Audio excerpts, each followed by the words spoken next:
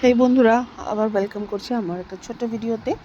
তো যাই হোক, এর আগের ভিডিওগুলোতে তো জেনেই গেছো তোমরা আমি যে কোর্সটা করছি তার ব্যাপারে। তো আজকে হলো ওই কোর্সটির না ষষ্ঠ দিন। মানে প্রায় দেখতে দেখতে কিন্তু মানে হাফ অফ দ্য ডিউরেশন আমরা ক্রস করে চলে এসেছি, কারণ 12 দিনের কোর্স, তার মধ্যে 6 দিন ওভার হয়ে গেছে। তো আজকে আমি যেতে পারিনি এই জন্য যে মানে তৈরি হয়েও আজকে আমি একটু প্রবলেম হয়ে গিয়েছিলো, তার জন্য আমি আর যেতে পারিনি। কিন্তু পরে বারবার মনে হয়েছিল যে ইস, আজকে গেলেই হতো। বারবার ঘড়ি দেখছি আর ভাবছি যে এই সময় তো আমাদের লাঞ্চ পিরিয়ড হয়, এই সময় আমাদের প্র্যাকটিক্যালে ম্যাম নিয়ে যান। তো যাই হোক, আর এই যে আমি ছবিগুলো আজকে যে কোলাজ করে দিচ্ছি, এগুলো হচ্ছে গ্রুপে বন্ধুদের পাঠানো ছবি।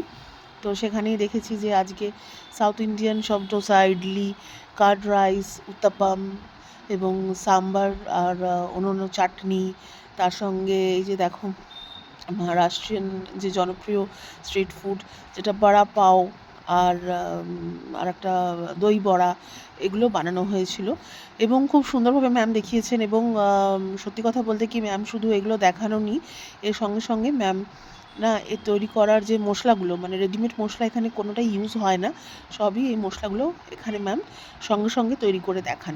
এবং এটাকে আমরা কি করে মানে বেশি দিনের জন্য প্রিজার্ভ করে রাখতে পারি, বা চাইলে আমরা কমার্শিয়ালি শুধু মশলা যদি বিক্রি করতে চাই, কী করে ওর ডিউরেশন বাড়াবো। তো সেইগুলোর জন্যই ম্যাম সেগুলোও ডিসকাস করেন, এবং তার কীরকম রেট হওয়া উচিত, এবং যে খাবারগুলো আমরা তৈরি করি সেগুলো যদি আমরা মার্কেটে বিক্রি করতে চাই, তো সেই মার্কেট অনুযায়ী কীরকম প্রাইস রেঞ্জ হওয়া উচিত। তো সেই সব নিয়েও প্র্যাকটিক্যালের পরে ডিসকাশন হয় ম্যামের সঙ্গে। তো এটা একটি খুব ভালো কোর্স। তবে আমি আজকে আসিনি, বারবার আফসোস হচ্ছিল এই ভিডিওগুলো দেখে, ছবিগুলো দেখে। কারণ দেখো, এটা তো খুব একটা শর্ট টার্ম কোর্স, 12 দিনের। আর এখানে মানে যেদিন যেই খাবারগুলো তৈরি করা হয় সেই মেনুটা কিন্তু আর রিপিট হবে না। মানে এই যে এই খাবারগুলো আমি কিন্তু আর করতে পারবো না। এবার আমাকে এই সব ভিডিও দেখে বা নোটস দেখে বাড়িতে তৈরি করার পালা করতে হবে, চেষ্টা করতে হবে। কেমন হবে আমি জানি না, কিন্তু চেষ্টা করতে হবে। যাই হোক, এখনও করা হয়ে ওঠেনি।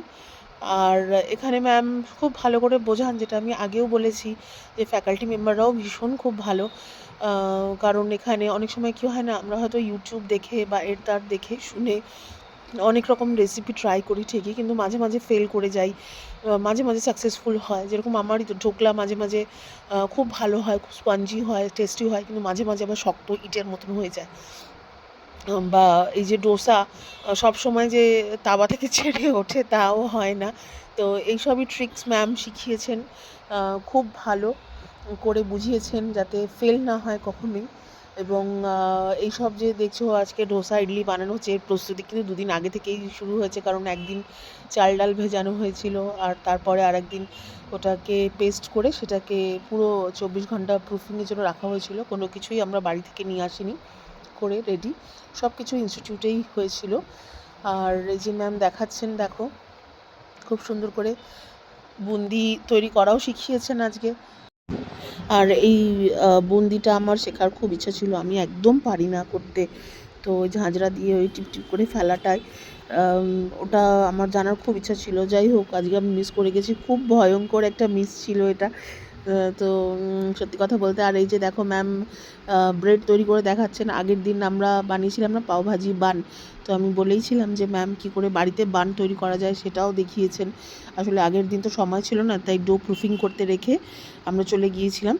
আর এই যে আজকে সেটাই বানটা করে দেখাচ্ছেন, এবং সম্পূর্ণ ওভেনে, মানে ওভেন মানে গ্যাস ওভেনে। কিন্তু আমাদের যেহেতু এখানে ওটিজি নেই ইনস্টিটিউটে, সেই জন্য গ্যাসের চুলায় কী করে বান তৈরি করা যায় এবং তার থেকে পিৎজা আমরা কী করে বানাতে পারি সেটাও ম্যাম দেখিয়ে দিয়েছেন।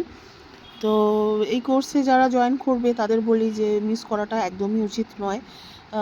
মানে তাহলে হাহুতাশি করতে হবে, আফসোস করতে হবে, কারণ এগুলো আর রিপিট হবে না। আর এখানে তো বিভিন্ন ধরনের কোর্স করা হয়। যাই হোক, দেখা হবে আবার পরের ভিডিও। Okay, by.